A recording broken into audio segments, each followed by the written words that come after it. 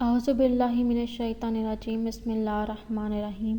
شروع خدا کا نام لے کر جو بڑا ہی مہربان نہایت رحم کرنے والا ہے۔ السلام علیکم ورحمۃ اللہ وبرکاتہ۔ تمام سامعین کو ہمارے چینل کی طرف سے خوش آمدید۔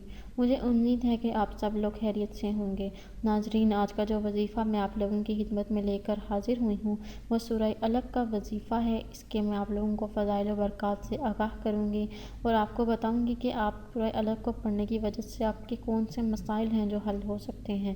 دوستو، وظیفہ بتانے سے پہلے میری آپ لوگوں سے چھوٹی سی درخواست ہے کہ آپ میری اس ویڈیو کو لائک کریں اور اپنے دوستوں کے ساتھ شیئر ضرور کریں۔ شیئر آپ لوگوں نے اس نیت کے ساتھ کرنا ہے کہ یہ ویڈیو آپ لوگوں کے لیے صدقہ جاریہ اور اصالِ ثواب کا ذریعہ بنے گی۔ دوستو، ہو سکتا ہے کہ آپ کے ایک شیئر کرنے کی وجہ سے کسی انسان کی بہت بڑی پریشانی یا مشکل حل ہو جائے اور اس کا ثواب آپ کو بھی ملے گا۔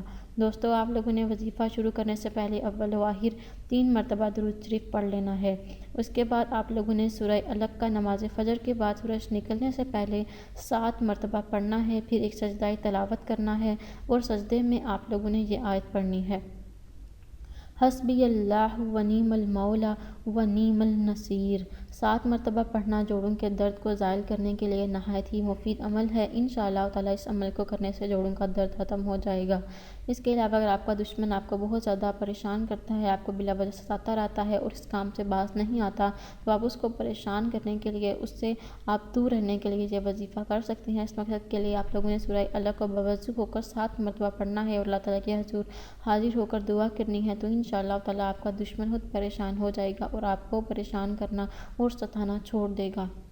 دوستو، اس کے علاوہ اپنے ذہن کو تیز کرنے کے لیے، اپنے حافظے کو تیز کرنے کے لیے آپ یہ سورت لکھ کر پانی پر آپ اس کو گھول کر اگر آپ پی لیں گے تو انشاءاللہ تعالیٰ آپ کا حافظہ اور آپ کا ذہن بہت تیز کام کرنا شروع کر دے گا۔ دوستو، اگر آپ لوگوں کو آج کی ویڈیو پسند آئی ہے تو کمنٹس میں اس کا اظہار ضرور کیجیے گا۔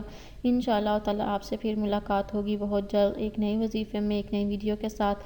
مجھے اپنی دعاؤں میں یاد ضرور رکھیے گا۔ اللہ حافظ و ناصر۔